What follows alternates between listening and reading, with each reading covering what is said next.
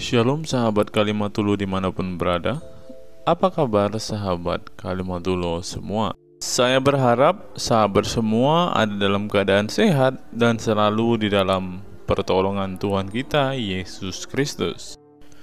Terus dukung perkembangan channel ini dengan cara like, komen, dan subscribe.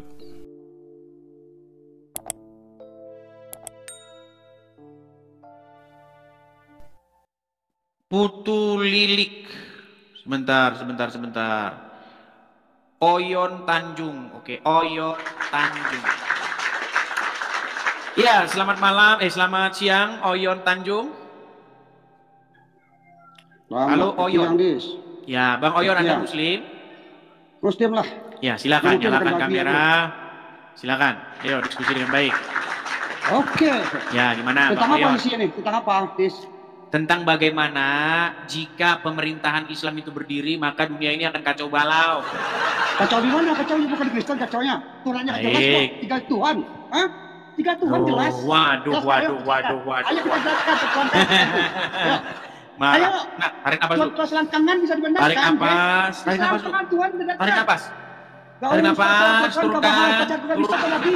Baik. Sebentar, saya kasih dulu gambar yang cocok buat kamu ya. Gambar apa? Nah, ini dia teman-teman. Nih, ketika Islam bahas Kristen, namanya dakwah, saudara-saudara. Ketika Kristen bahas Islam, nah ini mukanya kayak orang ini. Nah ini marah-marah panas, kesetanan. Kenapa kamu kesetanan begitu? Makan babi ngajar Islam, makan babi. Kenapa kamu kesetanan? Iyalah. Babi boleh dimakan dalam agama Islam. Tidak percaya. Oh, di dalam agama Islam boleh makan babi, jangan salah. Kata siapa? Dia belum tahu dalam agama Islam boleh makan babi, saudara-saudara. Baik. Baik, boleh makan babi ya. Baik. Saya tunjukkan ya. Baik. Kita tunjukkan teman-teman. Kita tunjukkan bahwa dalam agama Islam itu boleh makan babi. Nih. Yang ngomong siapa? Abdul Somad. Coba dengarkan. Dengar dulu. Dengar, baik. Kita putar ya. Kita putar. Antara dua, mati atau makan babi, pilih mana? Makan babi, tak boleh pilih mati. Masuk ke dalam pilihan cuma dua, mati semua makan babi. Kau pilih mati atau makan mati, tak boleh. Mesti makan babi. Ambil kecap, colek-colek babi. Oh, boleh makan babi menurut Abdul Somad. Kalau kepepet boleh. Oke, kita putarkan lagi ya. Kita putar lagi ya. Apakah menurut Abdul Somad boleh makan babi kalau kepepet? Dengar. Gak usah kau diajarin seperti sini. Kita makan urus. Kita bahas. Ayo kita bahas. Tak boleh pilih mati. Masuk ke dalam hutan, pilihan cuma dua, mati sama makan babi. Kau pilih mati atau aku mati? Babi itu yang Abdul Somad kau bikin ya. Nah, ada lagi yang sekarang begini. kalau kepepet boleh makan babi. Siapa? Patis, kodok. Kamu gimana diikuti? Apakah kamu mau mengajari Abdul Somad? Mau ngajarin Abdul Somad? Bisa kau Al-Quran? Malah lari kemana-mana. Bisa kau Al-Quran? Jangan marah-marah, tenangkan diri dulu, jangan marah-marah. Nih wajah Islam nih, ini wajah Islam ketika agamanya dibahas nih. Inilah mukanya orang Islam ketika dibahas agamanya. Boleh bahas agama Islam, tak ada masalah kau. Loh kenapa Anda marah-marah? Kenapa Anda marah-marah? Coba bisa tenang nggak? Tenang gitu loh, tenang, bisa tenang. Ilmu kau apa Mas Islam? Bisa tenang nggak? Baca Al-Quran tak bisa kau? Bisa tenang? Bisa kau Tadi kamu bilang orang Islam nggak boleh makan babi. Kamu tipu muslihat yang nyata. Boleh kalau kepepet boleh. Pada mati Mas. Kalau kepepet boleh nggak? Islam ni balan kawan. Kalau kepepet boleh nggak? Kalau kepepet boleh nggak makan babi? Ditanya kalau kepepet boleh nggak? Kalau kepepet boleh nggak makan babi? Kalau kepepet boleh nggak makan babi? Pada mati gimana kau? Boleh. Boleh nggak? Itu ada kejajaran. Kalau kepepet boleh nggak? Kalau kepepet boleh nggak? Ada pelajaran. Kalau kepepet boleh atau tidak? Di Islam boleh tiga. Tuhan boleh. Kepepet boleh makan babi, saudara-saudara. Bilang katanya nggak boleh makan babi. Jangan begitu. Nih, kurang bagaimana lagi nih? Apakah dalam agama Islam boleh makan babi? Kalau kepepet boleh, ya. Nih, dengarkan. Ngapain jadi dengar ini? Yang sembahnya bodoh orang ini. Ada babi, ada mati. Sampai pilih mana? Aku pilih mati. Jangan. Pilih babi, ambil tuh babi, jelas-jelas pakai kecap. Nah, Ada itu. Oh, ada yang itu boleh kita ada itu. boleh makan babi. Nah, Jadi jangan makan Anda apa? bilang Makan apa? berzina mencuri aja boleh. Makan apa? Yang penting mengucapkan syahadat. Betul. Betul. Bisa orang Sarakawati, bisa orang Sarakawati, bisa. Oh, bisa syahadat. Yang penting mengucapkan syahadat. Kalau Anda mengucapkan syahadat, itu masuk surga walau berzina walau mencuri. Coba ya nih. Man qala la Emang tahu ilaha kasih tahu illallah Pak? Muhammadur Apa Rasulullah kasih tahu, dakhala al-jannah. Siapa yang mengucapkan la ilaha illallah Muhammadur Rasulullah dakhala al-jannah. Semua umat Muhammad sallallahu alaihi wasallam masuk surga. Nabi yang mengatakan, datang sahabat bertanya, wa in zana wa in saraq, bagaimana kalau dia berzina? Bagaimana kalau dia mencuri? Kata Nabi, wa in zana wa in saraq, dia berzina, dia mencuri, tetap masuk surga. Berzina, Masuk surga, zina curi masuk surga. Sudah berzina, sudah berzina hari ini, sudah mencuri, sudah maling. Nggak ada masalah. Iya, ada masalah tetap masuk surga. Yang penting ucap syahadat, betul. Ucap syahadat. Kenapa ketika saya memberitakan kebenaran Anda marah-marah? Kenapa? Kenapa ketika saya memberitakan kebenaran Anda marah-marah? Kenapa? Beda apa yang sebenarnya apa kita kan? Oke, betul tidak agama Islam itu boleh berzina, boleh mencuri, yang penting mengucapkan syahadat, boleh nggak? Islam kau ajarin. Siapa kau? Betul atau tidak? Yang penting mengucapkan syahadat masuk surga, betul. Nah, Oleh karena itu, kau bukan kebutuhan. di dalam agama Islam boleh berzina, boleh. Makasih Bang Aman, Boleh. makasih. Sakit, udah stres dia. Bang Aman, makasih, makasih. Gimana? Sudah reda emosinya? Sudah reda emosinya? Sudah reda? Ajaran kau aja nggak jelas, kami bilang kau ajar di Islam, baca Quran kau bisa kau bisa. Tidak jelas bagaimana? Begitu jelasnya. Yang nggak jelas itu, bisa baca Quran. yang nggak baca Al-Quran. Kenapa tidak bisa? Bisa baca Quran. Kau masuk bisa. Kenapa tidak bisa? Nih, saya kasih tunjuk. Nih, saya kasih tunjuk. Saya kasih tunjuk. Nih. Woi, pakai apa bagaimana? Oh, saya kasih tunjuk. Nih, dengerin. Dengerin, nih. 15 tahun saya belajar Islam. Babi. Apa babi? senang mengulang berbahasa Arab tapi tidak mengerti bahasa Arab. Apa yang kalian itu? Apa videonya yang saya buka? Video aja kalian aku. Menjadi keledai.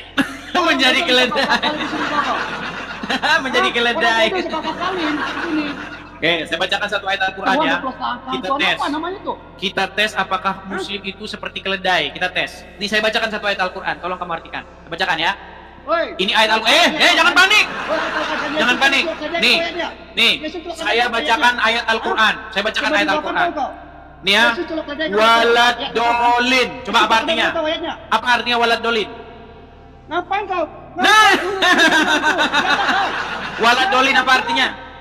Walad dolin. Siapa kau? Nah, inilah orang Islam nih. Tiap hari baca Al-Fatihah, tiap hari baca huruf Arab, nggak tahu artinya. Kenapa kamu jadi seperti itu? Kenapa? Kok marah-marah? Yang saya sampaikan fakta, kamunya marah-marah. Di mana yang bukan fakta yang saya sampaikan? Siapa kau? Siapa kau nyampai fakta? Siapa kau? Saya ini orang yang mempelajari Al-Quran. Di dalam Al-Quran dikatakan bahwasanya dalam surat Al-Fatihah, Ihdina siratal mustaqim siratal ladzina an'amta alaihim ghairil maghdubi alaihim waladdallin. Nah, sekarang waladdallin itu apa artinya? Kacamata kau tuh. Apa arti waladdallin? Kenapa kau marah-marah? Makan babi ya. Makan babi. Marah-marah. Kenapa kamu marah-marah? babi? Kesetanan. Iyalah. Rokok kan? Rokok. Halal bagi kacamata babi. Waduh, ya kan? Oh, Akbar, rokok. Inilah orang Islam nih kayak gini nih. Rokok. Iya, kenapa kau? Iya. Wah, buset terus rokok itu. Nggak tahu dia rokok itu kencing setan. Tahu nggak kalau rokok itu kencing setan? Kan mau kepada babi yang kencing babi, Arab. Rokok itu kencing setan. Mau saya tunjukin? Inilah. Tiap hari ngisep kencing setan ngomongnya Allah. Cocok. Iya. Nih, saya kasih contoh nih. Bahwasanya rokok itu dari kencing setan. Nih. Biar saya tunjuk. Nih, dengarkan. Siludang ke Yudi kau, Yudi lain kau. Untuk kau minta tinggal. Siludang kau. Itu rokok itu berasal dari kencing iblis. Waktu iblis diusir dari surga, stres iblis. Sampai dunia dia terkencing pertama kali. Di surga nggak bisa kencing. Di surga cuma berkeringat. Harum seperti kesturi. Buang air besar dari surga Ajaran. tertawa. Dan harum lebih harum Bisa dari laki-laki kesini. dikawin lagi. Ajaran apa ini? Besar di surga. Hei, ajaran apa ini? Rumah 4 siapa yang ngedon? Hah? WC-nya. Di gereja bisa. No. Apa ajaran ini? Itu Nyata, bentuk dunia nyata, ajaran nyata, agama dunia nyata, Islam. dunia nyata, lihat. Dunia nyata. Tembakau atau rokok itu berasal dari Hah? kencing setan. Oh, kancing setan kau apa ini? Kau hisapin aja. Hei, laki-laki. Jangan marah-marah begitu. Marah jawab kenyataan. Oh, Lihat inilah saya kenyataan. bilang, walaupun orang Islam teman-teman, walaupun merokok, walaupun tukang berzina, walaupun maling, tapi kalau ngomong Allah semangat 45. Yang penting apa? Yang penting tauhid. Yang penting tauhid, musyrik, yang penting tidak musyrik. Berzina, walaupun berzina, walaupun mencuri tetap masuk surga. Mana? Masih Apa yang marah-marah? sama orang ini? Ngapain? Masih marah-marah? Ada orang kenapa ini? Marah. Cuma menghujat orang ini bisanya. Di mana Awal-awal. menghujatnya? Bisa. Coba di mana saya Hah? menghujatnya? Ajaran apa ini? Ajaran apa? Di mana saya menghujatnya? Jangan gelagapan yuk, di mana saya menghujatnya? Tiga itu. Di mana saya menghujatnya? Kapan saya pernah Hah? menghujat agama Islam? Coba. Apa ilmu kau tuh masuk ini? Apa ilmu? Bukan Pertanyaan apa- saya sederhana apa- nih. apa- apa- Saya apa- kasih apa- kamu apa- kesempatan. Saya kasih kamu kesempatan. Kapan atau perkataan apa yang pernah saya ucapkan yang adalah penghujatan terhadap agama Islam? Ayo. Banyak. Sebutkan kata banyak. satu. Satu aja. Banyak. Kata kau banyak. Sebut satu. Berani kalau online orang tak berani kelari ke Semua disuruh nyebutin satu nggak berani. Sebutin satu. Banyak. Satu sebutin. DPO kau ini. Kau DPO ini tahu kau. Kan DPO tak- Sebutin satu. Banyak. Banyak. Banyak. Sebutin satu apa? Kalau benar kau ya, kau usah lari kau negeri kau tantang orang Islam semua. Lari kemana-mana. Kau Karena kan? kalah debat, dengar. Karena kalah debat, orang Aku Islam nggak mau itu tukar lapor debat sama polisi, kau, kau doang. Ngapain dia mempersekusi. tukar apa ini? Tapi suruh nunjukin di mana saya menghujat, tiada Banyak. mampu dan Kau tiada DPO sanggup. ini. Kau bisa sama kau bisa kau. Apakah kamu sanggup menunjukkan Bisa, bahwa kau. saya menghujat? Kasih mama kau semua. Apakah kamu sanggup menunjukkan saya menghujat? Banyak. Apa Ini sebutin bisa satu? banyak kau. Satu Perlu sebutin. kau sebut kau. Perlu mana kau sebut semua kau perlu. Pas Tunjukin satu tidak mampu. Di mana? Kau bahas ketuhanan sama aku bahas ketuhanan ya. Tunjukin satu Kau usah penghujatan di tanya orang mana? Islam. Kita bahas ketuhanan di sini. Penghujatannya di mana? Sebutin Hah? satu. Kau ngajar orang Islam bisa Tidak apa kau? mampu menunjukkan penghujatannya malah marah-marah. Bisa apa katanya? Oke, sekarang kamu mau bahas tentang ketuhanan. Mau bahas tentang ketuhanan. Jangan Ya. diam begitu. Oke. Sekarang coba kamu dengarkan lagu ini. Dengarkan lagu ini ya. Dengarkan. Ini lagunya orang Kristen atau lagunya orang Apa Islam? lagu? Kau dengar lagu? Panik, panik, panik. Panik, dengarkan. Nih. Tidak lagu, kau dengerin aku. Oke. Kata-kata kau berhenti, kata-kata Kamu kau mengucapkan berhenti. ya Rasulullah, ya Rasulullah enggak? Ketika kamu sholat, kamu Apa? mengucapkan ya Rasulullah enggak? Tentang Tuhan yang kau bahas, tentang Tuhan yang kau bahas. Ditanya apa? Selawat. Langsung Kamu meninggal. selawat, kau tahu kan, selawat. Oke. Dalam sholawatmu kamu menyebutkan ya Rasulullah, betul? Udah aku jawab. Udah aku jawab. Waktu kamu mengucapkan ya Rasulullah, Muhammad ada di mana? Satu-satu. Waktu Satu-satu, kamu ya. mengucapkan ya Rasulullah, Asal Tuhan Muhammad ada di mana? Asal Tuhan kau di mana? Muhammad ada di mana? Oh, satu-satu. Udah aku jawab. Tiada mampu menjawab. Asal Tuhan kau di mana? Selangkangan. Tiada mampu menjawab kalian. Asal Muhammad dari selangkangan bukan? Satu dong. Itu selawat. Rokmu aja dari selangkangan, Bisa. gimana? Silakan. Oke, ketika kamu memanggil Muhammad, Muhammad ada di mana? Aku nanya lagi kau, oke kau. Langsung panas. Kenapa kamu marah-marah begitu? Muhammad itu rohmu enggak? Bukan terus. Muhammad itu rohmu enggak? Muhammad roh. Otak kau di mana? Muhammad itu rohmu gimana? Oke, saya tunjukkan. Kamu tidak tahu bahwa Muhammad itu rohmu. Nih, saya tunjukkan. Muhammad itu Tuhanmu. Tuhanmu lahir dari selangkangannya Aminah. Gimana? Gimana? Nih, dengarkan. Hei, kalau kau setan dah? Kalau kau setan? Rohnya adalah mayat. Yesus itu setan, kau setan tu ya? Agama apa? Ya. Islam. Itu baru satu. Agama apa yang rohnya mayat? Apalagi nih? Nih, kita kasih tunjuk lagi. Kita kasih tunjuk. Kita kasih tunjuk sebanyak-banyaknya kepada dia. Nih. Apakah umat muslim itu, Muhammad itu rohnya umat muslim? Nih. Selanjutnya, dia menantang saya untuk mengatakan kepada seluruh umat muslim bahwa Nabi Muhammad adalah roh. Wahai umat muslim, percayalah bahwa Nabi Muhammad itu adalah roh kita. Percayalah bahwa Nabi Muhammad adalah roh kita. Oke, Muhammad itu rohmu bukan? Muhammad itu rohmu bukan? Pemimpin kami ya. Ya, rohmu. Oke, rohmu lahir dari selangkangannya Aminah, betul nggak? Rohmu alamin enggak? Rohmu aja lahir dari selangkangan, gimana? Nih, apa kata Ustaz Felix Yao? Nih, ini kata Ustaz Felix Yao, dengarkan. Nih, dengarkan. Nih. Bisa tanya nggak? Berdebat dengan Ebis Kau bisa tanya nggak? Tasik Penting Ngaji aku itu. akui Penting. Muhammad Nggak penting buat saya. Rob itu Kau bisa artinya tanya. Tuhan. Dan orang Islam itu mengakui bahwa Muhammad itu Robnya. Ya, yang terakhir yang mengakui Muhammad itu Robnya, bahkan sebelum berdebat dengan saya Ini adalah orang babi yang ngomong ya? Babi yang ngomong ya? Ini namanya Beneran. Kau cari kebenaran. Oke, sekarang terakhir nih, terakhir, dengar. Oyon, dengar. Dengar lagu Oyon Tanjuang. Oyon Tanjuang dengar. Oyon Tanjuang dengarlah dulu, udah Oyon Tanjuang. Jangan marah-marah, Oyon Tanjuang. Dengar, nih kalau orang potong bikin rendang ini ngomong agak dengar, Oyon Tanjuang, dengar. Apa yang kedengar kamu? Dengar, Oyon Tanjuang. Oyon Tanjuang dengar dulu, Oyon Tanjuang. Dengar. Aku tanya kau, Oyon Tanjuang. Muhammad itu Robmu, betul? Muhammad itu Robmu, betul atau salah? Rob apa? Kenapa Robnya dia, Rob? Betul atau salah? Jawab. Muhammad adalah Robmu, betul atau salah? Rasulanku, ya. Robmu atau tidak? Nabiku. Robmu atau bukan? Muhammad itu Robmu atau bukan? Apa maksudnya? Pemimpin Rob. Nah ini kan udah gelagapan. Dengar. Ini terakhir, kalau kau nggak jawab, selesai. Kalau kau nggak jawab, selesai. Apakah Muhammad itu Robmu? Kau bisa tanya, pemimpinku. Apakah Muhammad itu Robmu? Yang mengajarkan kami menuju ke Allah SWT. Iya, Robmu atau bukan dia? Robmu atau bukan dia? Apa? Tentang Robnya apa? Udah, kalau tidur di bawah. Tanya Robmu aja kau nggak tahu. Ditanya, apakah Muhammad Robmu? Nih orang-orang Muslim nih. Orang yang kemarin saya tantang debat yang namanya Tasik Ngaji. Belum loh dia debat dengan saya. Belum terjadi perdebatan itu. Buru-buru diakui Muhammad itu Rob. Nih, perhatikan. belum berdebat dengan Ebis TV, Tasik Ngaji akui Muhammad adalah Rob. Rob itu artinya Tuhan.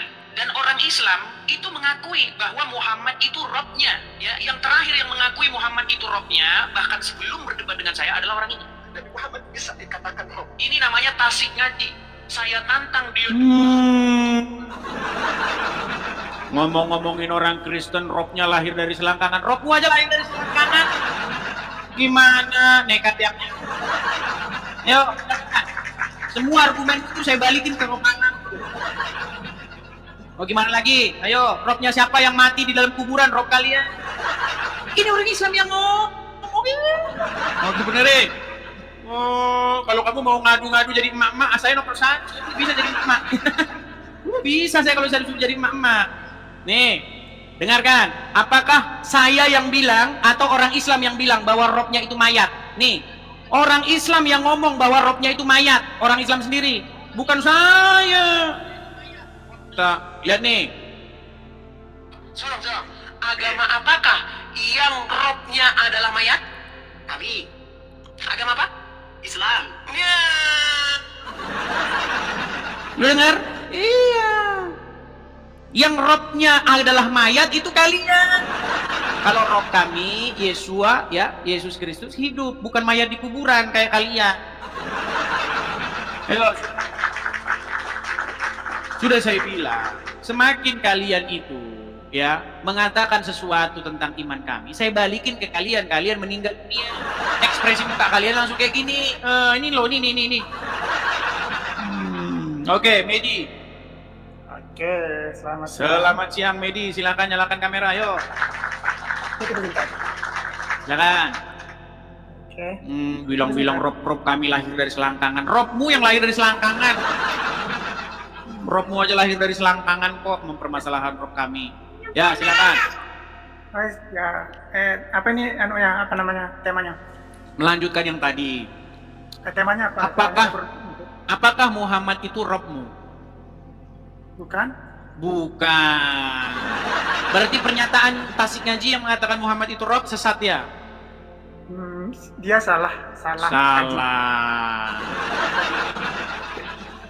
Oke, bagaimana dengan pernyataan Daman Al-Mantiki yang menyatakan Muhammad itu Rob? Salah kaji. Salah juga. Yusuf PI yang mengatakan Muhammad itu Rob? Salah kaji. Salah semua. Ini orang Islam belum jelas siapa Robnya. Kadang-kadang Robnya cuma Allah, kadang-kadang tambah satu lagi Muhammad. Ini seperti ini mereka. Oke, tolong kalian rapat dulu konsili tahun 2025 untuk menentukan rob kalian siapa. Kan Ya. jelas. Ini adalah Allah Subhanahu wa taala. Nah, terus yang ulama-ulama itu yang mengatakan bahwa itu Muhammad juga rob. Makanya dulu udah saya bilang mereka itu salah. Iya, masalahnya cuma kamu sendiri yang bilang Muhammad bukan rob. Siapa bilang? Loh, itu teman-temanmu gimana? Makanya mereka salah kaji. Oke, kalian konsili dulu kalau begitu. Konsili dulu. Belum konsili. Ya, silakan.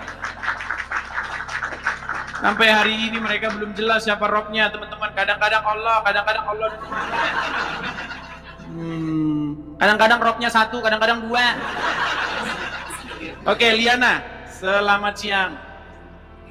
Selamat siang, tapi Ya. maaf belum bisa pakai kamera, jadi nanti tolong dinaikin lagi ya. Soalnya sekarang belum siap lagi ada. Oke, saya turunkan dulu ya. Nanti kalau sudah menyalakan kamera, saya kasih turun. Dilakukan oleh profesor dan cendekiawan muslim yang satu ini. Kita kutip dalil liputan 6, teman-teman. Quraisy Shihab mengatakan, tolong jangan pilih ustadz yang suka memaki. Kai Haji Quraisy Shihab ibaratkan begini. Nah, teman-teman, ternyata ada juga ustadz-ustadz yang suka memaki-maki, teman-teman. Bisa jadi ini adalah salah satu oknum yang dikatakan oleh Habib Kribo tadi, teman-teman, di mana mereka seakan-akan orang yang paling beriman, paling beragama, dengan kepalanya ada titik hitam dan juga jenggotnya sampai panjang ke lantai, kata Habib Kribo tadi kan, teman-teman. Di era modern ini, ketika ceramah agama mudah diakses melalui berbagai media, umat Islam dihadapkan pada pilihan beragama, ustadz atau penceramah yang dapat mereka ikuti. Namun tidak semua pendakwah menggunakan cara yang sejuk dan penuh hikmah dalam menyampaikan pesan agama. Menanggapi fenomena ini, wah ini ternyata sebuah fenomena nih, teman-teman. Berarti sudah sering terjadi nih, teman-teman. Profesor Kiai Haji Quraisy Shihab, seorang cendekiawan muslim, terkemuka menekankan pentingnya memilih ustadz yang tidak memaki-maki dalam dakwahnya. Quraisy Shihab mengingatkan bahwa dakwah adalah ajakan kepada kebaikan yang harus disampaikan dengan cara yang baik pula. Ia menekankan pentingnya mencontoh akhlak Nabi Muhammad SAW yang selalu lemah lembut dalam menyampaikan ajaran Islam. Mengutip sabda Nabi Muhammad, barang siapa yang beriman kepada Allah dan hari akhir, hendaklah ia berkata baik atau diam. Ayahanda presenter Naswa Shihab menegaskan bahwa ini adalah pedoman penting bagi para pendakwah. Kata-kata yang baik dan penuh hikmah lebih efektif dalam menyentuh hati dan menggerakkan orang untuk berubah ke arah yang lebih baik. Dalam dakwah, seringkali ditemukan penceramah yang menggunakan kata-kata yang keras dengan alasan untuk menegur atau mengingatkan umat. Namun, Profesor Quraisy Shihab mengingatkan bahwa cara ini justru bisa menimbulkan antipati dan menjauhkan orang dari ajaran agama Islam yang seharusnya penuh kasih sayang dan rahmat. Menukil Islam.co, Quraisy Shihab menjelaskan hal yang menarik ketika ditanya seseorang terkait kriteria ustadz yang tepat untuk dijadikan panutan atau sebagai penceramah. Mantan rektor lain, sekarang UIN, Syarif Hidayatullah Jakarta, ini menjelaskan dengan penuh kasih ibarat seorang bapak menasihati anaknya. Pilihlah ustadz yang menganut paham moderat. Anda tidak akan mendengar makian, tutur mantan Menteri Agama ke-16 masa Presiden Soeharto ini. Quraisy Shihab menjelaskan bahwa ustadz yang wasatiyah akan terbuka untuk dikritik dan tidak fanatik dengan satu pandangan dan menilai pandangan yang orang lain salah. Quraisy Shihab menjelaskan bahwa ustadz wasatiyah akan terbuka untuk dikritik dan tidak fanatik dengan satu pandangan dan menilai pandangan orang lain salah. Ustadz yang wasatiyah memahami bahwa jalan menuju agama itu besar dan memiliki jalan-jalan kecil untuk menuju jalan besar itu. Karena dalam rincian ajaran agama yang Tuhan tanyakan adalah hasilnya, misalnya 5 tambah 5 10, tapi bisa juga 7 tambah 3 lanjutnya. Salah satu ciri ustadz yang wasatiyah menurutnya adalah berpengetahuan luas. Ustadz yang berpengetahuan luas akan mampu menilai dan menghargai suatu pendapat, sedangkan ustadz yang sempit pengetahuannya akan mudah menyalahkan. Semakin luas pengetahuan seseorang, semakin besar toleransinya. Semakin sempit, semakin bodoh tandasnya. Nah, teman-teman muslim, silahkan kalian memilih ustadz yang modelnya seperti ini. Karena ustadz yang berilmu itu seperti yang dikatakan oleh Bapak Quraisy Shihab ini, bahwa mereka pasti adalah orang yang sangat toleransi. Tetapi jika ustadzmu kamu dapati tidak bisa bertoleransi atau orang yang intoleran, maka mereka bisa dikatakan ustadz yang BODOH, kata Quraisy Shihab. Nah, pertanyaannya adalah, apakah Zuma termasuk standar ustadz yang baik atau ustadz yang toleran? Mari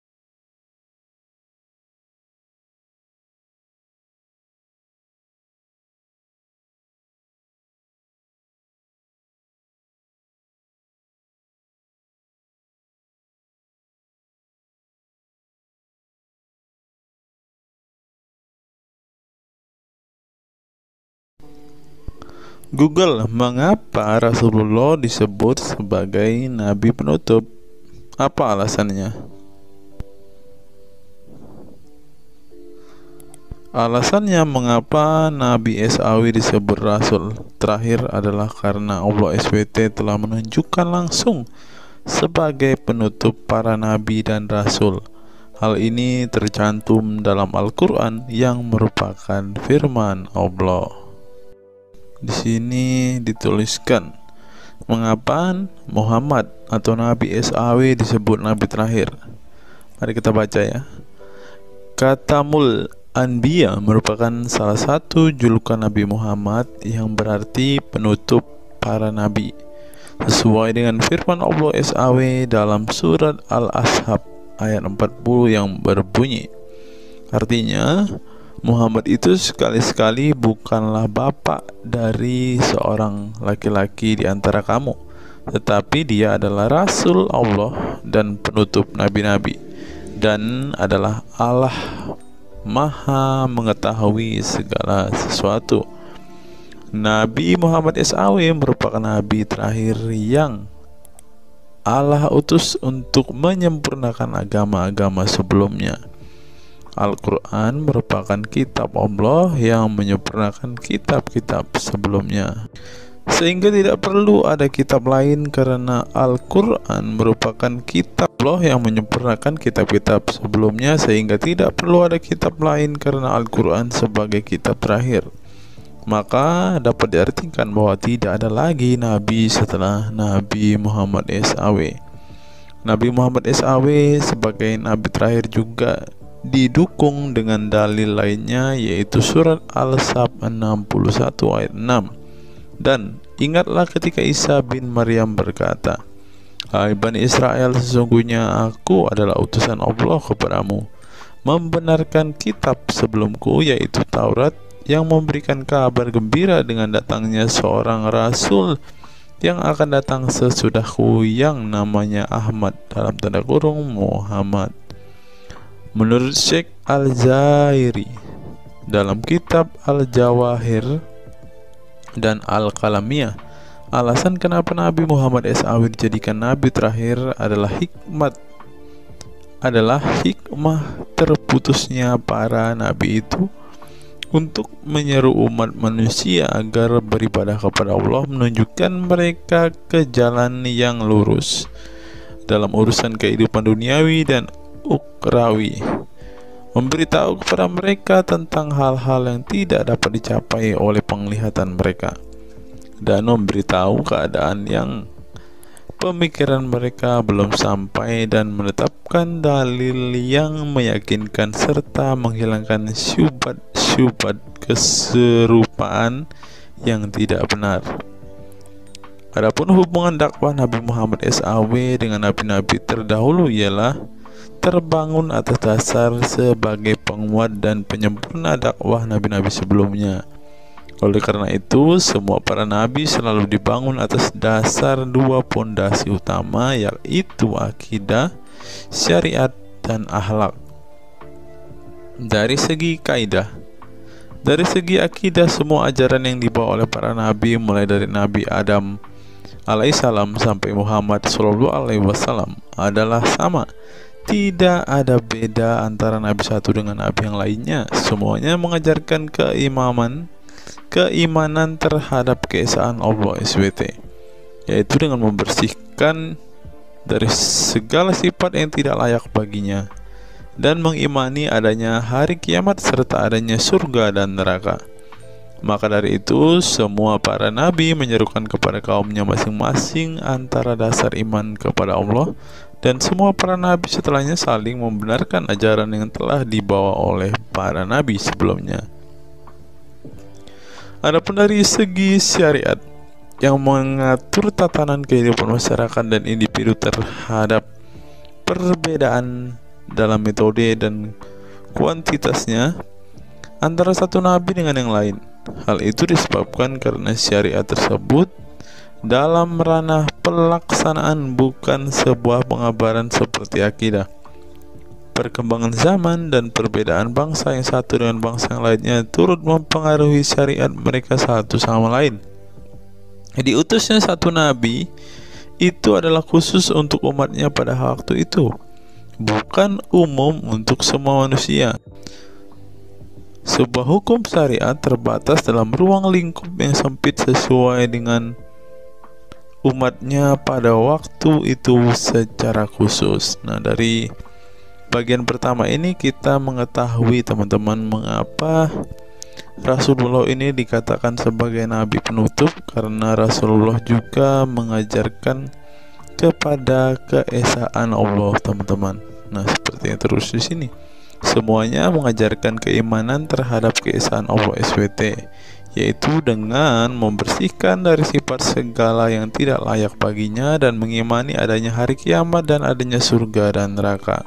Salah satu alasan mengapa Rasulullah disebut sebagai nabi penutup adalah ini, teman-teman. Mari kita lihat fakta berikutnya. Menurut kumparan, teman-teman, alasan mengapa Rasulullah SAW disebut nabi terakhir, teman-teman, mari kita simak ya.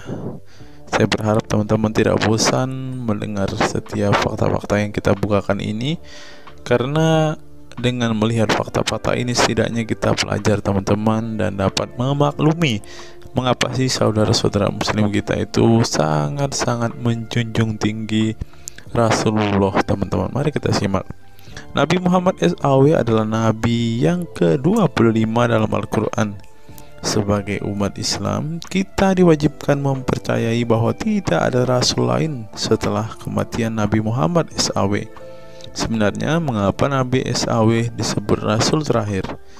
Bukan tanpa alasan Allah SWT memilih Nabi Muhammad SAW sebagai rasul terakhir, sehingga kita dilarang untuk mempercayai bahwa adanya rasul setelah Nabi Muhammad SAW meninggal dunia, bahkan sampai memiliki cara pandang berbeda dengan beliau. Nah, jadi teman-teman kita, saudara-saudara kita tidak percaya ada nabi setelah Nabi Muhammad, teman-teman. Terlebih ada yang nabi yang membawa ajaran-ajaran yang berbeda dari apa yang diajarkan oleh Rasulullah.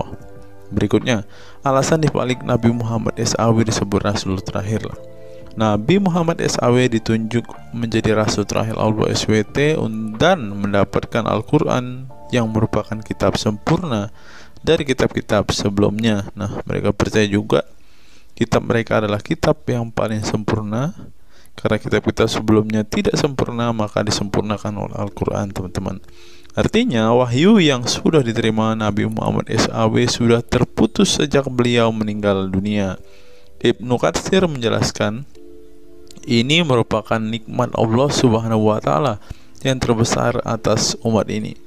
Allah Subhanahu wa Ta'ala telah menyempurnakan untuk mereka agama mereka, sehingga mereka tidak lagi membutuhkan agama selain agama mereka.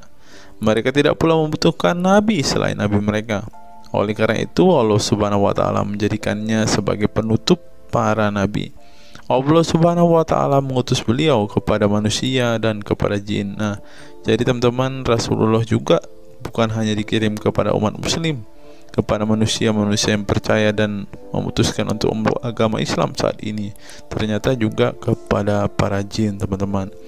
Allah Subhanahu wa Ta'ala berfirman, artinya Muhammad itu sekali-kali bukanlah bapak dari seorang laki-laki di antara kamu, tetapi dia adalah Rasulullah dan penutup nabi-nabi, dan adalah Allah Maha mengetahui segala sesuatu. Dikutip dari buku situs-situs dalam Al-Quran oleh Syarifuddin Al-Fikri, para ahli bahasa memberikan makna terhadap kata ma dalam surat Al-Ahzab ayat 40 dengan al-istitsaku wal ma'u, yang artinya memastikan dan menolak sesuatu, sehingga Al-Quran menyebutkan bahwa Nabi Muhammad SAW sebagai khatam an-nabiyin, artinya pasti tidak ragu beliau seorang nabi terakhir dan menolak orang mengaku di kemudian hari. Adapun alasan dibalik Nabi Muhammad SAW sebagai Rasul terakhir dijelaskan oleh Syekh Al-Zairi dalam Al-Jawahir Al-Kalamiyah.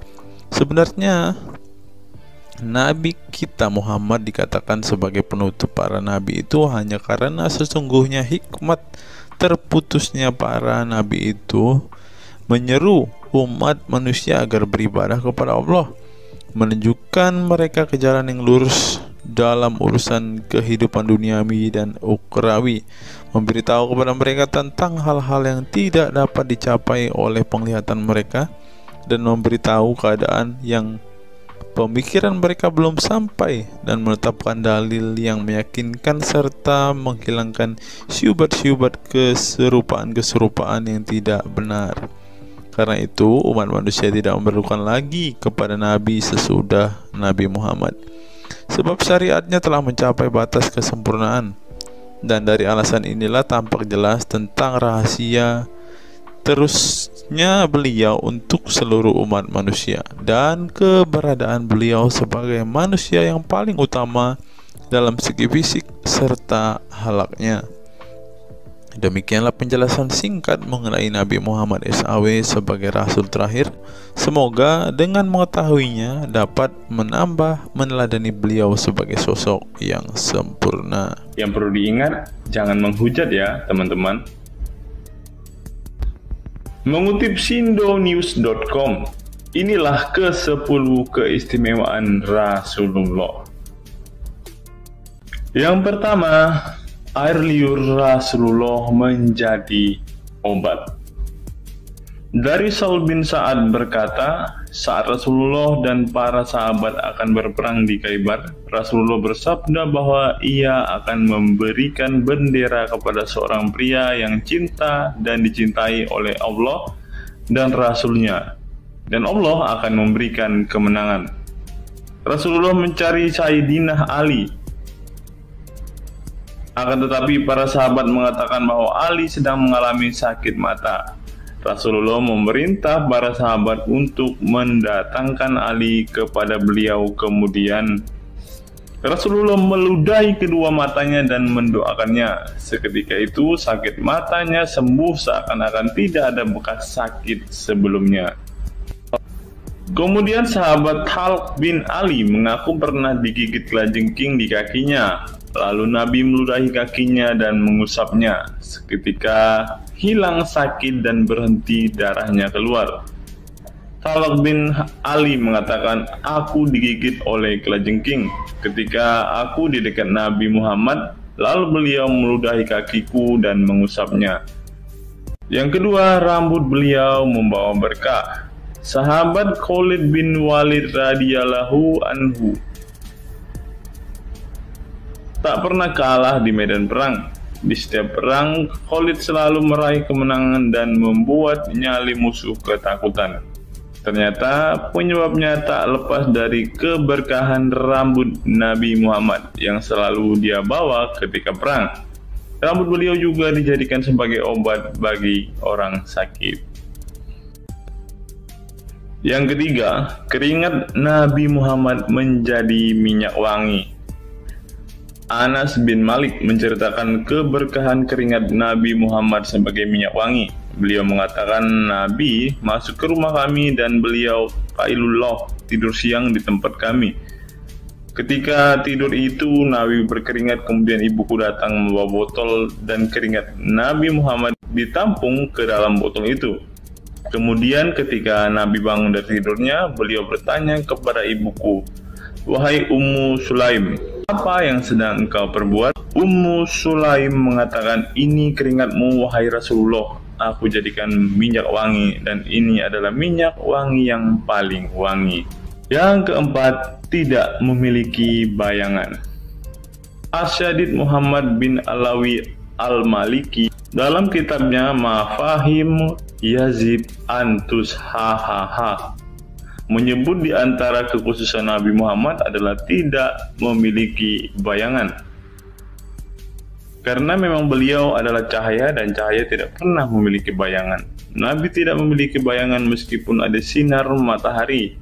Ini didukung oleh doa Nabi yang meminta kepada Allah untuk dijadikan sebagai cahaya.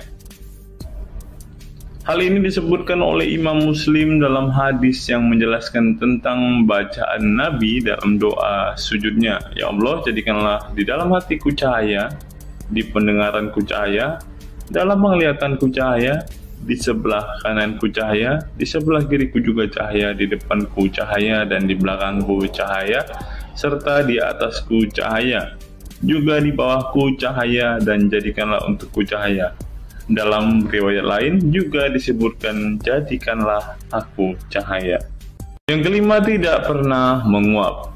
Dalam kitab Al-Qashais Al-Kubra, Imam Asyuyuti menyebutkan riwayat Nabi Muhammad yang sepanjang hayat tidak pernah menguap. Ditakris oleh Imam Al-Bukhari dalam kitabnya Al-Tariq dan juga Ibnu Abi Saibah dalam Musannafnya, dan dari Isa Ibnu Sa'ad dari Yazid bin Al-Asham, beliau berkata bahwa Nabi Muhammad tidak pernah menguap sama sekali. Yang keenam, hati beliau tidak pernah tidur. Keistimewaan lainnya adalah kedua mata beliau tertidur, namun tidak demikian dengan hati beliau. Suatu waktu Nabi Muhammad pernah ditanya oleh istrinya Sayyidah Aisyah tentang tidurnya selepas sholat witir. "Wahai Rasulullah, apakah engkau tidur setelah sholat witir?" Beliau menjawab, "Betul Aisyah, sesungguhnya mataku tertidur dan tetapi hatiku tidak pernah tidur." Ini sejalan dengan apa yang disebutkan beliau bahwa para nabi tidaklah tidur kecuali hanya mata mereka saja yang terpejam. Hati mereka tidak pernah tidur dari berzikir kepada Allah Ta'ala. Dan begitu juga para nabi tidur hanya matanya saja, sedangkan hatinya tidak pernah tidur. Yang ketujuh, jubah beliau sembuhkan orang sakit. Asma bintu Abu Bakar radhiyallahu anhu bertaburuk dengan jubah Nabi. Dari Abdullah bin Kaisan berkata, "Diperlihatkan kepadaku sebuah jubah tayalisah dari Kisra dan kerahnya berbahan dibaj. Juga kedua sisinya dijahit dengan dibaj." Asma berkata kepada budaknya, "Wahai Abdullah, jubah ini dahulu ada pada Aisyah hingga ia wafat. Setelah Aisyah wafat, aku pun mengambilnya. Dulu Rasulullah sering memakai jubah ini. Kami pun biasa mencuci jubah ini dengan air untuk menyembuhkan orang yang sakit." Kedelapan, darah bekam Nabi diminum sahabat. Darah Rasulullah benar-benar barokah. sahabat Abdullah bin Zubair radhiyallahu anhu pernah meminum darah Nabi. Diceritakan Abdullah datang kepada Rasulullah ketika beliau sedang berbekam. Setelah Rasulullah selesai, maka beliau memberikan darah berbekam itu sambil berkata, "Pergilah dan sembunyikan darah ini dari manusia." Maka aku pergi dan meminum darah itu. Selepas itu aku mendatangi Rasulullah kembali. Lalu Rasulullah bertanya, "Apa yang kamu lakukan?" Abdullah menjawab, "Aku sudah sembunyikan darah itu di tempat yang tidak boleh dilihat oleh manusia." Baginda Nabi berkata lagi, "Jangan-jangan kamu telah meminumnya?" Beliau menjawab, "Ya, aku telah meminumnya, wahai Rasulullah." Setelah meminum darah itu, Nabi Muhammad berkata kepada Abdullah, "Sungguh engkau telah menjaga dirimu dari api neraka." Yang ke-9, tidak pernah ihtilam atau dalam tanda kurung mimpi basah. Ihtilam adalah keluarnya air mani karena sebab mimpi atau fantasi. Di Indonesia sering disebut dengan mimpi basah. Dan itu tidak pernah terjadi pada Nabi Muhammad. Dalam kitab hadis Al-Mu'jam Al-Kabir, Imam At-Tabarani mengeluarkan sebuah riwayat dari Ibnu Abbas bahwasannya Nabi Muhammad tidak pernah ihtilam atau mimpi basah. Yang ke-10 yang terakhir, teman-teman, dapat melihat dan mendengarkan ringkihan langit.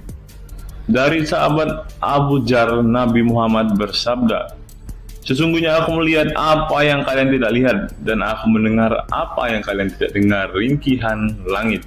Dan memang pantas langit bersuara ringkih, karena di setiap jarak 4 jari di langit ada malaikat yang menaruh keningnya dan sujud kepada Allah.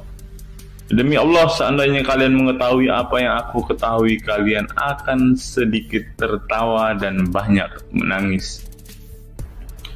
Keistimewaan lain dari Nabi Muhammad disebutkan ketika beliau buang air tidak ada bekasnya sama sekali. Dalam kata lain, semua kotoran beliau ditelan bumi, tak sedikit pun yang tertinggal. Beliau juga mampu melihat ke belakang dengan jelas sebagaimana beliau melihat ke depan. Itulah ke-10 keistimewaan Nabi Muhammad yang juga menjadi bukti kenabian beliau. Rasulullah adalah manusia sebagaimana umatnya, akan tetapi Allah menjadikan beliau sebagai manusia yang tidak seperti manusia pada umumnya.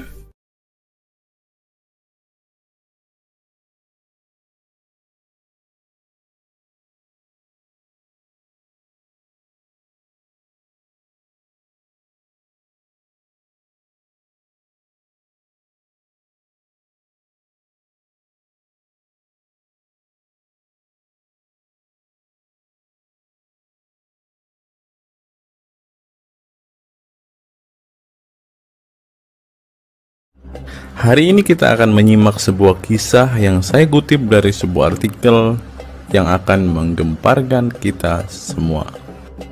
Karena kisah ini berisi sebuah cerita tentang para sahabat Nabi Muhammad yang katanya masuk surga. Bagaimana mungkin para sahabat ini bisa masuk surga? Sedangkan junjungan mereka sendiri pun tidak mempunyai kepastian surga. Seperti yang diungkap Bapak Quraisy Shihab berikut ini. Tidak benar, saya ulangi, tidak benar bahwa Nabi Muhammad sudah dapat jaminan surga. Mendengar apa yang dikatakan Bapak Quraisy Shihab tadi, jelaslah bahwa Rasulullah pun tidak pasti masuk surga. Bagaimana mungkin para sahabat masuk surga jika sang junjungan sendiri tidak punya kepastian surga? Memang sedikit aneh sih teman-teman. Nabi tidak pasti masuk surga, tapi para sahabat masuk surga. Mungkinkah para sahabat lebih baik dari sang Nabi? Untuk itu, mari kita simak kisah para sahabat Nabi berikut ini dan temukan alasan mengapa mereka bisa masuk surga. Kisah sahabat Nabi Muhammad SAW yang dijamin masuk surga oleh Allah SWT. Semua manusia pasti menginginkan masuk surga Allah SWT, namun tidak semua jiwa bisa masuk surga. Ada banyak tantangan dan perjalanan yang sangat panjang yang harus dihadapi umat Islam hingga mendapat kesempatan ala SWT untuk masuk surga. Itu juga belum tentu langsung masuk surga. Mungkin harus ke neraka untuk menghapus dosa-dosa terlebih dahulu. Meski demikian, kita bisa belajar dari kisah sahabat Nabi Muhammad SAW yang dijamin masuk surga Allah. Mereka tidak begitu saja mendapat tempat yang keindahannya kekal abadi. Berbagai ujian keimanan dan fisik dalam mengarungi kehidupan mereka di jalan Allah SWT. Siapa sajakah sahabat Nabi SAW yang dijamin masuk surga? Simak selengkapnya dalam ulasan berikut ini. Kisah sahabat Nabi Muhammad SAW yang dijamin masuk surga. Dalam sebuah hadis terdapat 10 sahabat Nabi SAW yang masuk surga. Hadis tersebut berasal dari Abdurrahman bin Auf radhiyallahu anhu. Ia berkata, Rasulullah SAW bersabda, adapun kisah 10 sahabat Nabi yang dijamin masuk surga yang dikutip dari buku biografi 10 sahabat Nabi yang dijamin masuk surga karya Sujai Fadil 2020. Yang pertama, Abu Bakar As-Siddiq. Abu Bakar As-Siddiq dikenal sebagai manusia terbaik setelah Nabi Muhammad SAW. Beliaulah orang pertama yang beriman kepada Nabi SAW, menemaninya dan membenarkan perkataannya. Ketika Nabi Muhammad SAW meninggal dunia, beliaulah yang dipilih menjadi imam dan melanjutkan kepemimpinan sebagai khalifah. Yang kedua, Umar bin Khattab. Sahabat Nabi Muhammad SAW selanjutnya yang dijamin masuk surga adalah Umar bin Khattab. Dedikasi beliau kepada agama Islam sangatlah besar. Walaupun sebelum ia memutuskan untuk beriman kepada Nabi Muhammad SAW, ia ingin membunuhnya. Setelah masuk agama Islam, Umar bin Khattab menjadi orang yang paling berani dan mendapat gelar Al-Furuq, yang memiliki arti pembeda antara yang benar dan yang salah. Yang ketiga, Utsman bin Affan. Utsman bin Affan merupakan saudagar kaya raya, namun kekayaan tersebut tidak membuatnya sombong, namun kebalikannya. Utsman menggunakan hartanya untuk zakat, sedekah, dan infak. Setelah meninggalnya Umar bin Khattab, beliau melanjutkan kepemimpinannya dan juga melanjutkan tugas untuk menyusun mushaf Al-Quran. Yang keempat, Ali bin Abi Thalib. Ali bin Abi Thalib merupakan sepupu dari Nabi Muhammad SAW, sehingga beliau banyak belajar Islam dari usianya sejak kecil. Ali bin Abi Thalib pernah ditinggal Nabi Muhammad SAW saat perang Tabuk untuk menjaga para wanita dan anak-anak. Setelah meninggalnya Utsman bin Affan, beliau meneruskan kepemimpinannya. Namun di masa kepemimpinannya banyak sekali pertentangan dan perpecahan kelompok dengan pemikiran masing-masing. Talhah bin Ubaidillah. Meski tak seterkenal para khulafaur rasyidin, namun beliau merupakan sosok pelindung bagi Nabi Muhammad dalam perang Uhud dengan menangkis anak panah dengan tangannya hingga kehilangan jari-jarinya. Selain itu, Talib bin Ubaidillah disanjung karena kebaikan hati dan sedekah beliau. Yang keenam, Zubair bin Awam. Zubair bin Awam merupakan orang pertama yang berani mencabut pedangnya di jalan Allah SWT saat ia menduga ada orang musyrik yang sewenang-wenang kepada Nabi Muhammad SWT. Perjuangannya untuk masuk ke Islam tidaklah mudah. Beliau sempat disiksa oleh pamannya sendiri agar tidak mengikut Nabi Muhammad SAW. Yang ketujuh, Abdurrahman bin Auf. Abdurrahman bin Auf merupakan seorang saudagar yang kaya raya. Walaupun seorang yang berlimpah harta, beliau banyak menggunakan hartanya untuk kaum muslimin. Ketika mendengar bahwa dirinya akan masuk surga, Abdurrahman bin Auf khawatir apakah layak masuk surga dan merasa dirinya bukanlah siapa-siapa.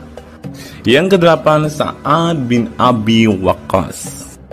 Sa'ad bin Abi Waqqas merupakan paman Nabi Muhammad SAW dari ibunya. Ketika mendengar Islam di Mekah, Sa'ad langsung menghampiri Nabi Muhammad SAW untuk beriman kepada Allah SWT dan Rasulnya. Sa'ad bin Abi Waqqas merupakan orang pertama yang meletakkan anak panah di jalan Allah SWT. Beliau juga dipilih menjadi komandan perang Qadisiyah dan diangkat menjadi gubernur Kufah di masa kepemimpinan Utsman bin Affan. Yang kesembilan, Sa'id bin Zaid. Apabila seseorang yang mampu membuat Umar bin Khattab yang keras bisa masuk ke dalam Islam, beliau adalah Sa'id bin Zaid dan istrinya Fatimah bin Khattab. Beliau mengadakan pertemuan di Darul Arqam dan sebelumnya menyampaikan dakwah di dalamnya. Sa'id bin Zaid tidak pernah absen dari peristiwa penting dan peperangan bersama Nabi Muhammad SAW kecuali di perang Badar. Yang ke-10, Abu Ubaidah bin Zarah. Abu Ubaidah bin Zarah merupakan seorang sahabat Nabi Muhammad yang lemah lembut namun cekatan. Beliau termasuk salah satu generasi pertama yang masuk Islam. Ketika perang Uhud, 2 gigi depannya copot, malah tampilan dirinya makin bagus. Giginya ompong dikarenakan ia mencabut 2 rantai yang masuk melalui lubang kancing topi besi di wajah Nabi Muhammad SAW karena terkena tebasan. Dari 10 kisah tadi, semua sahabat Nabi itu terkenal dengan perbuatan baiknya. Apakah standar umat muslim masuk surga adalah dengan berbuat baik? Perbuatan baik tentu tidak dapat menyelamatkan. Seorang ustadz pernah berkata seperti ini. Mengantarkan kita masuk ke surga itu bukan amal perbuatan kita. Kita semua masuk ke dalam surga Allah kelak itu lantaran mendapat anugerah dari Allah dan mendapat rahmat dari Allah. Jadi bukan karena amal ibadah kita. Apa tanggapan teman-teman setelah menyimak kisah ini?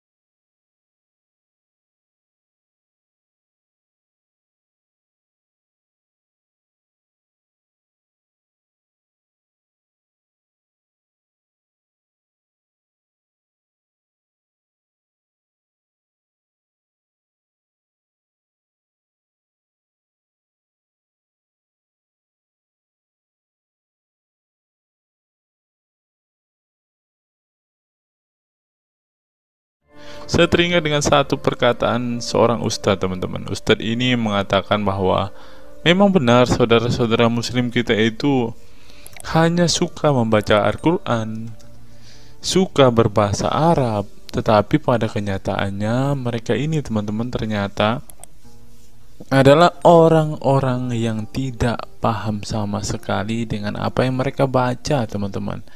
Dan akhirnya Ustadz ini mengatakan bahwa saudara-saudara muslim kita ini seperti keledai, teman-teman. Mari kita dengarkan apa yang disampaikan Ustadz ini. Kita bangga menghafal Al-Quran tapi tidak memahami Al-Quran. Senang mengulang berbahasa Arab tapi tidak mengerti bahasa Arab. Suka membaca Al-Quran tapi tidak memahami maknanya. Akhirnya apa? Menjadi keledai di Indonesia. Tidak sampai di situ saja, teman-teman. Menurut NU Online, seperti yang disampaikan oleh Gus Baha, ingin umat Islam banyak baca Al-Quran meski tak paham maknanya. Teman-teman bisa baca sendiri ya judul artikel ini. Artikel ini mengatakan seorang Gus ingin umatnya itu semua umatnya dia ingin bahwa mereka harus mau dan rajin membaca Al-Quran, teman-teman. Walaupun ya Pada kenyataannya apa yang mereka baca mereka tidak ketahui. Apa yang mereka baca mereka tidak tahu maknanya, teman-teman. Mari kita dengarkan dan lihat apa isi dari artikel yang diransir oleh NU Online ini, teman-teman. Jakarta NU Online. Rais Syuriah Pengurus Besar Nahdlatul Ulama PBNU Kiai Haji Ahmad Bahaudin Nur Salim yang biasa dikenal dengan Gus Baha mengingatkan umat muslim atau umat Islam untuk memperbanyak membaca Al-Quran meski tidak memahami maknanya. Waduh, gak bahaya kah ini? Ustadznya mengatakan harus baca saja Al-Quran walaupun tidak paham. Wah, bisa-bisa umat Islam jadi keledai se-Indonesia nih, seperti yang dikatakan Ustadz yang barusan tadi. Karena semuanya disuruh baca, disuruh hafal, tidak peduli tahu atau tidak arti dan maknanya. Aduh, gimana ini teman-teman? Sebagai kitab suci, Al-Quran harus lebih dekat dengan umat Islam. Cara mendekatinya bisa dengan mempelajari dan memahami kandungan Al-Quran atau membacanya. Membaca Al-Quran lebih bernilai ibadah, terutama di bulan suci Ramadan. Saya paling sangat ingin di Ramadan ini banyak membaca Al-Quran, baik membaca secara qiraatan saja atau lebih jelasnya. Sebagaimana dikutip NU Online dari akun YouTube Santri Gayeng, menurut Gus Baha, membaca Al-Quran tidak harus menunggu paham arti dan tafsirnya, sebab membaca Al-Quran dari huruf ke huruf sudah bernilai ibadah. Meskipun seorang yang membacanya itu tidak paham arti dan maknanya, terlebih ketika membaca dan kemudian menjadikan isi Al-Quran sebagai bimbingan hidup. Gus Baha mencoba melogikakan orang yang membaca Al-Quran tetapi tidak memahami maknanya. Ia menjelaskan ketika seseorang membaca Al-Quran dan tidak paham maknanya, maka seseorang itu hanya menyibukkan diri dengan kalamullah. Hal ini menurut Gus Baha sesuatu yang baik. Tetapi Ustadz yang tadi mengatakan kalau hanya bisa membaca tetapi tidak ngerti maknanya, mereka sama dengan keledai di Indonesia. Nah, sekarang umat muslim bingung nih harus ngikutin yang mana, mau jadi keledai atau hanya menjadi pembaca tetapi tidak tahu apa-apa nih. Lanjut teman-teman. Efek dari kesibukan dengan kalamullah itu pasti tidak melakukan maksiat. Tetapi kalau kita melihat ya, kalau ada satu contoh kasus yang terjadi di pesantren kemarin kan teman-teman, di artikel yang kita baca sebelumnya, bahwa kejadian atau hal yang bersangkut paut dengan maksiat ini terjadi di dalam pondok pesantren, teman-teman. Bagaimana ini Gus Baha? Kalau Anda mengatakan bahwa ketika orang sibuk dengan membaca Al-Quran dengan kesibukan membaca kalamullah dan bisa terhindar dari melakukan hal-hal maksiat, tapi kok di pondok pesantren malah terjadi maksiat nih Gus Baha, bagaimana ini? Lanjut, saya beri contoh, meskipun membaca saja dan tidak paham artinya itu tetap baik. Ada orang yang semalaman itu duduk bersama keluarga, ngobrol ringan tentang masa lalu, cerita lucunya atau lucunya anaknya. Pada malam itu ditulis oleh malaikat bahwa keluarga ini tidak maksiat, tidak dugem, tidak narkoba, dan tidak ke tempat maksiat, jelasnya. Gus Baha mengatakan keberkahan dari seorang muslim atau muslimah menyibukkan diri bercengkrama bersama keluarga, asik guyon dengan teman dan tetangga adalah tidak melakukan maksiat dan tidak macam-macam, apalagi jika saat itu membaca Al-Quran. Hal ini sesuai dengan kajian ilmu usul fikih yang dipelajari Gus Baha dari Al-Makfurlah Kiai Haji Maimun Zubair. Ia menegaskan bahwa di antara kebaikan agama Islam adalah meninggalkan itu adalah pekerjaan yang tidak butuh modal. Gus Baha menjelaskan, apabila seseorang ingin mendapat pahala sholat, maka harus sholat. Kalau ingin mendapat pahala haji, maka harus haji. Namun ada kebaikan yang tidak perlu modal, yaitu meninggalkan kemungkaran. Caranya cukup meninggalkan hal-hal yang dilarang Allah. Cara meninggalkan kemungkaran bisa dengan bercengkrama dengan keluarga, baca Al-Quran, bercanda dengan teman, dan hal positif lainnya. Sehingga kalau ada orang yang tanya, kenapa baca Al-Quran meskipun tidak paham itu dapat pahala? Satu, karena itu kalamullah. Kedua, sebagai kebaikan itu adalah meninggalkan kemaksiatan. Meninggalkan itu bisa dilakukan dengan hal-hal mudah.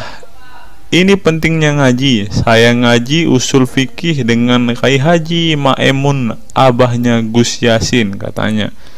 Gus Baha mengaku sejak kecil ia sudah terbiasa membaca dan mempelajari Al-Quran, bahkan hingga saat ini. Kebiasaan Gus Baha mempelajari Al-Quran yang berlangsung puluhan tahun ini membuatnya memiliki kecintaan yang mendalam dengan kitab suci yang diturunkan kepada Nabi Muhammad itu.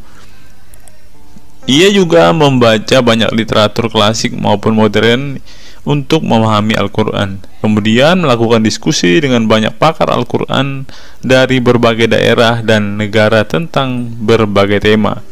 Tetapi syukur-syukur bacanya Al-Quran itu paham. Artinya paham sesuai dengan kapasitas masing-masing. Saya mulai kecil hingga sekarang masih ngaji Al-Quran, masih belajar, juga masih terus mencari ilmu. Ucap pengasuh pondok pesantren Tahfidzul Quran LP3 IA Rembang, Jawa Tengah itu. Nah teman-teman, setelah mendengarkan apa yang dikatakan Ustadz Munzir Situmorang dan juga Gus Baha ini, taulah kita sekarang mengapa ketika ada debater Islam yang berdebat dengan saudara-saudara apologet Kristen kita, mereka tidak paham sama sekali dengan Quran mereka, dengan hadis mereka, karena ya seperti ini teman-teman. Membaca Al-Quran, menghafal Al-Quran itu adalah sebuah ibadah bagi kepercayaan mereka teman-teman. Walaupun mereka tidak paham apa yang mereka baca, walaupun mereka tidak mengerti sama sekali apa yang mereka baca teman-teman, yang penting dibaca saja, itu adalah sebuah amal baik. Nah teman-teman, kita belajar bahwa ketika apologet Kristen berdebat dengan para apologet Islam atau dengan para polemikus Muslim, inilah yang terjadi teman-teman. Mereka tidak paham sama sekali ketika mereka ditanya isi hadis dan Qur'annya. Karena pada intinya atau pada kenyataannya, seperti pengakuan dua ustadz ini tadi, bahwa memang benar umat muslim itu hanya senang membaca, hanya suka membaca, hanya suka mengimani, tetapi tidak paham sama sekali dengan apa yang mereka baca dan imani teman-teman. Sebagai contoh teman-teman, kita kalau melihat perdebatan antara Gurunda Zuma dengan apologet Kristen ya, ketika Zuma ditanyakan ayat-ayat Al-Quran atau hadis-hadisnya, Zuma pasti tidak pernah menjelaskan ayat dan hadis itu teman-teman. Alasannya ya kita tahu ya, sekarang ternyata memang Zuma pun ternyata hanya hafal, hanya suka membaca, tetapi tidak paham dan tidak mengerti sama sekali dengan apa yang mereka baca dan hafalkan teman-teman. Ya, jadi kita bisa ambil kesimpulan bahwa orang-orang model seperti ini sama seperti keledai di Indonesia, seperti yang diungkapkan oleh Ustadz Munzir Situmorang tadi teman-teman.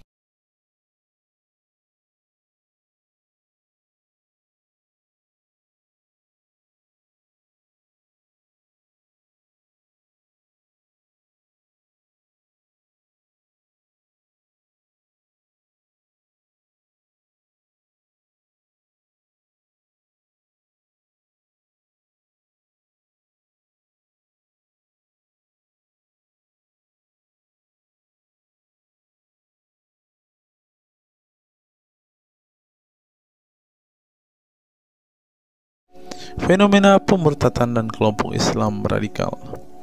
Sejumlah sarjana Islam mengemukakan hukuman seorang murtad adalah hak prerogatif Tuhan, bukan wewenang manusia. Masalah pemurtadan selalu menjadi isu penting dalam sejarah wacana keislaman. Dalam Islam, tindakan atau sikap seseorang muslim meninggalkan agama Islam, baik dengan perkataan maupun dengan perbuatan, disebut dengan ridah atau irtidad dalam bahasa Arab. Dan orang muslim yang melakukan tindakan ini disebut murtad. Nah, seperti yang dikatakan oleh Yakut tadi teman-teman, dengan mengatakan toa itu seperti gonggongan anjing, dia sudah murtad teman-teman. Itulah sebabnya saudara-saudara muslim menganjurkan dia untuk istighfar dan mengucapkan 2 kalimat syahadat kembali. Lanjut.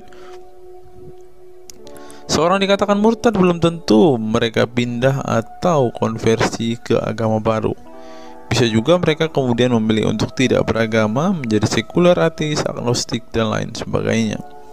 Masalah pemurtadan ini bukan hanya diskursus dan fenomena eksklusif dalam Islam saja, tetapi juga dalam agama-agama lain. Ya, ada banyak pendapat di kalangan sarjana muslim tentang status ridah dan bagaimana seharusnya memperlakukan seorang murtad. Ada yang berpendapat ridah adalah masalah kepolitikan, bukan masalah teologi keagamaan, sehingga orang yang keluar dari Islam murtad tidak perlu dikenai hukuman apapun, termasuk hukuman pembunuhan. Karena itu akan bertentangan dengan doktrin Islam dan Al-Quran yang menggaransi kebebasan bagi seseorang untuk beriman dan beragama atau tidak beriman dan tidak beragama. Bagi mereka, sejarah hukuman pembunuhan bagi orang-orang yang keluar dari Islam lebih mengacu pada fenomena dan alasan sosial politik belaka. Dengan kata lain, kata murtad bagi mereka mengacu pada pengertian pembangkangan politik ketimbang pemberontakan teologis. Tak ada konsensus mengenainya.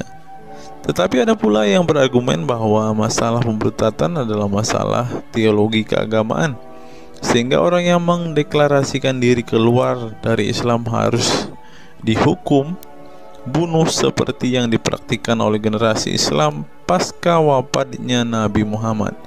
Menariknya, sejumlah sarjana Islam terkemuka, baik klasik maupun kontemporer, baik Sunni maupun Syiah, sebut saja seperti Muhammad bin Ahmad al-Saraki, Abu al-Walid al-Baji, Ibrahim al-Naqi, Ibnu al-Human, Buharuddin al-Mahinani hingga Ali Goma, Husin Ali Mutazir, Zafir Ahmad Gamidi, dan Torik Ramadan menyatakan tidak ada konsensus dari para ulama tentang hukuman bunuh bagi seorang murtad. Mereka juga menegaskan bahwa hukuman seorang murtad adalah hak prerogatif Tuhan, bukan wewenang manusia. Nah, sekarang kalau kita melihat, ada seorang ustadz mengatakan, siapa namanya itu, Abdul Somad, bilang bagi yang murtad darahnya halal. Nah, gimana ya dengan Abdul Somad ini teman-teman? Dia sudah tidak menghidupi apa yang diajarkan oleh pendahulu-pendahulunya teman-teman.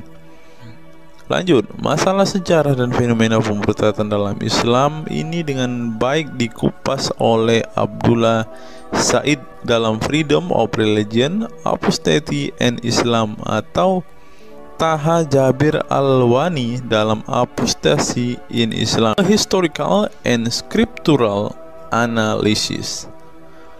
Tulisanku ini tak bermaksud membahas secara lebih dalam dan detail tentang pemurtadan ini, tetapi ingin menyajikan sejumlah fenomena pemurtadan di kalangan masyarakat Islam kontemporer, di mana banyak orang-orang yang memilih keluar dari Islam bukan lantaran menghadapi peliknya masalah teologi keislaman misalnya, melainkan dikarenakan telah muak menyaksikan perilaku Islam itu sendiri, khususnya kalangan muslim ekstremis. Nah, ini juga yang buat saudara-saudara kita muslim murtad teman-teman.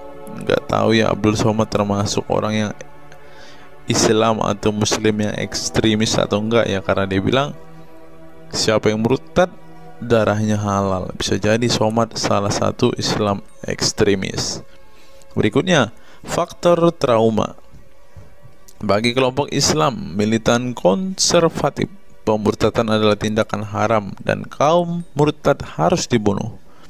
Tetapi mereka tidak menyadari bahwa banyak kaum Islam yang memilih menjadi murtad justru karena mereka trauma dengan perilaku brutal kelompok radikal Islam itu sendiri. Lihat misalnya penuturan sejumlah mantan muslim dalam buku Living Islam, Apostate Speak Out, yang diedit oleh Ibnu Warak, nama samaran seorang pensiunan Islam kelahiran Rajkot, India. Dalam buku yang sangat provokatif ini, sejumlah ex-muslim bersuara keras memberi kesaksian tentang kebobrokan perilaku kelompok muslim radikal di negara-negara yang mayoritas berpenduduk muslim seperti Pakistan, Bangladesh, Aljazair, Iran, Afghanistan, dan lain sebagainya. Para penulis buku ini sebelumnya merupakan para sarjana aktivis muslim yang taat saleh sampai akhirnya mereka menyaksikan momen-momen mengerikan dalam hidup mereka hingga akhirnya mereka menyatakan goodbye pada Islam. Lihat teman-teman, mereka ini adalah saksi keekstriman Islam, teman-teman. Kini mereka memilih menjadi Kristen, agnostik, ateis, humanis, sekularis, free thinker, dan lain sebagainya. Setelah mendeklarasikan dari emoh pada Islam, mereka kemudian pada umumnya memilih tinggal di Barat, khususnya Amerika Serikat, Kanada, Eropa Barat, dan Australia. Karena kalau mereka tinggal di Arab ya pasti dipenggal, teman-teman. Sebagai suaka baru mereka dengan pertimbangan satu, masalah ketidakamanan jika mereka tinggal di negara asal mereka, sebab seorang yang pindah agama dihukumi murtad dan mereka itu bisa dibunuh. Nah, benar apa yang saya katakan tadi kan, teman-teman. Yang kedua, lantaran di Barat ada jaminan soal kebebasan beragama. Nah, kalau di negara asal mereka hanya satu agama, teman-teman. Kalau mau meluk agama lainnya, siap-siap dipenggal karena darahnya halal. Inilah ajaran Islam yang asli. Berikutnya, buku yang ditulis oleh kaum murtad ini penting untuk disimak sebagai kritik tajam atas tindakan radikalisme agama yang dilakukan oleh, meminjam istilah Muhammad Said Asmani, kelompok ekstrim yang sering menebarkan kekerasan dan kebencian dalam menyampaikan pesan-pesan keagamaan tanpa disadari bahwa perilaku sadis dan barbar mereka telah menyebabkan sebagian umat Islam frustasi dan kehilangan kepercayaan terhadap agama mereka, kemudian memilih hengkang dari Islam. Ini menunjukkan bahwa masalah pemurtadan atau proses konversi tidak semata-mata masalah teologi keagamaan, tetapi juga sosial, politik, dan ekonomi. Itulah yang dialami Ibnu Warok, Ali Sina, Anwar Saik, Faisal Muhammad, Syarek Malik, Samia Libini, Abul Qasem, dan masih banyak lagi. Semula mereka adalah para pemeluk Islam saleh yang kemudian memilih keluar dari agama ini setelah mereka mengalami dan menyaksikan peristiwa tragis dalam sejarah hidup mereka. Simak misalnya penuturan Ali Sina dalam Why I Live Islam, My Passage from Faith to Enlightenment. Ali Sina yang masih keturunan Ayatollah Iran ini menuturkan pengalaman getir hidupnya menyaksikan serangkaian horor di negaranya Iran. Dia mengatakan sejak Ayatollah Khomeini berhasil menggulingkan diktator Shah Reza Pahlavi pada tahun 1979, segera ia mengganti ideologi sekuler negara dengan ideologi Islami yang tunduk sepenuhnya pada otoritas Khomeini.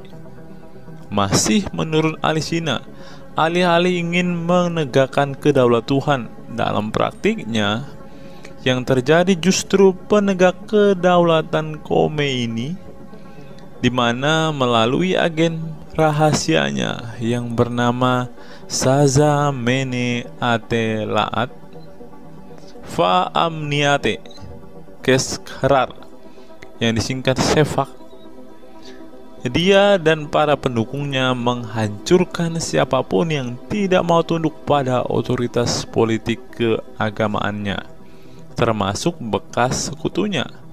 Maka pada saat Imam Khomeini berkuasa, kata Sina, nyawa pun menjadi sangat murah. Ribuan orang Irak dibunuh sebagai efek perang teluk antara Iran-Irak. Ribuan pengikut Bahai Faith disiksa dengan tuduhan murtad, dan ribuan penduduk Iran yang menolak otoritas politik dan agama sang imam dipenjara. Nasib kaum perempuan lebih tragis lagi. Sebelum dibunuh, mereka diperkosa oleh tentara syariat dengan alasan sebagai imbalan pembangkangan kepada sang ayatollah sekaligus tiket menuju surga. Oh, ngeri teman-teman, tiket menuju surga. Peristiwa tragis semasa rezim Khomeini ini membuat Ali Sina trauma dan kehilangan kepercayaan terhadap Islam, sehingga ia memilih murtad. Sekarang ia mendirikan Faith Freedom Foundation untuk mengadvokasi orang-orang yang ingin meninggalkan Islam. Selain Ali Sina, pengalaman getir juga dialami oleh Abul Qasim Bangladesh, Sherak Malik Pakistan, Anwar Saik Pakistan Bertain, Nadia dari Maroko, Samia Libina dari Tunisia, Azad dari India, dan masih banyak lagi. Setelah mengalami dan menyaksikan sejumlah peristiwa tragis kekerasan agama yang dilakukan kaum muslim radikal di negara mereka, mereka kemudian hijrah ke iman yang baru. Memang tidak bisa dipungkiri di negara-negara berbasis Islam itu telah terjadi sejumlah peristiwa sadis yang dilakukan sekelompok rezim muslim militan dan kaum radikal agama demi ambisi politik kekuasaan mereka.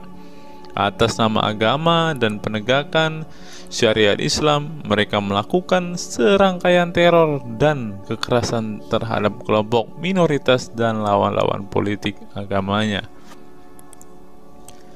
Penulis perempuan Mesir Bad Yeor telah menunjukkan dengan baik sebagian dari sejarah gelap radikalisme kelompok militan konservatif terhadap kaum minoritas ini dalam buku The Decline of Eastern Christianity Under Islam From Jihad to Dhimmitud.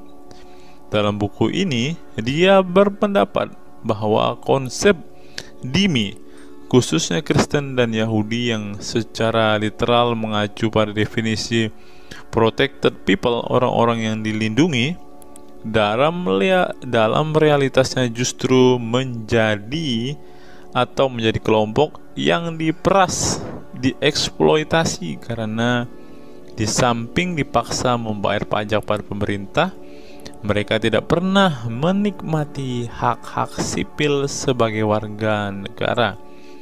Di negara-negara berbasis syariat Islam, mereka memang menjadi warga negara kelas 2, kalau bukan malah tidak berkelas lagi. Wah. Tidak hanya non-muslim saja, kaum muslim yang kebetulan berseberangan dengan ideologi dan aliran keagamaan rezim penguasa, baik rezim Sunni maupun Syiah, juga mendapat perlakuan kejam dan diskriminatif. Sebagian dari kaum muslim yang dizolimi oleh rezim Islam ekstrem ini masih bertahan memeluk Islam. Tetapi sebagian lain lebih memilih kabur ke negeri lain dan emoh memeluk Islam lagi. Ilustrasi di atas merupakan peringatan keras sekaligus memberi pelajaran berharga bagi umat Islam. Dengarnya saudara-saudara Islam, khususnya kelompok muslim militan konservatif yang selama ini getol berdakwah dengan cara-cara kekerasan dan intoleran.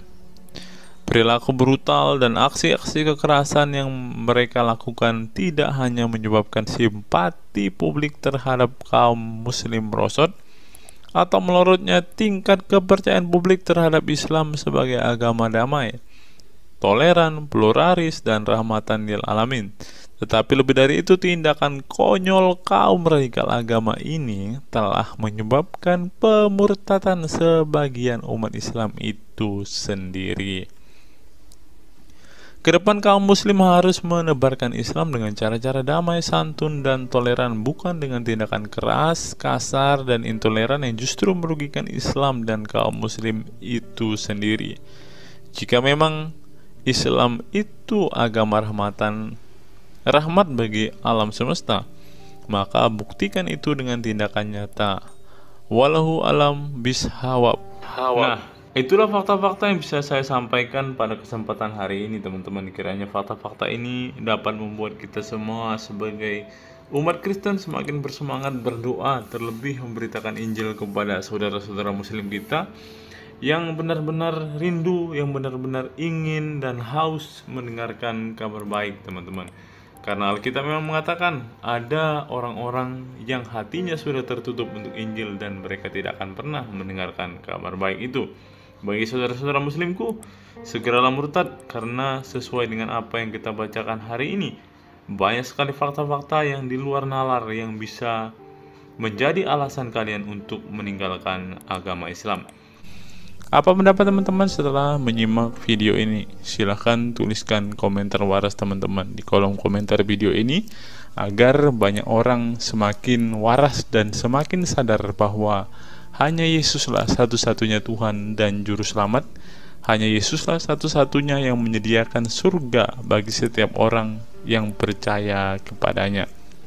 Salam waras, salam sadar. Sampai bertemu di video-video kita berikutnya. God be with you all.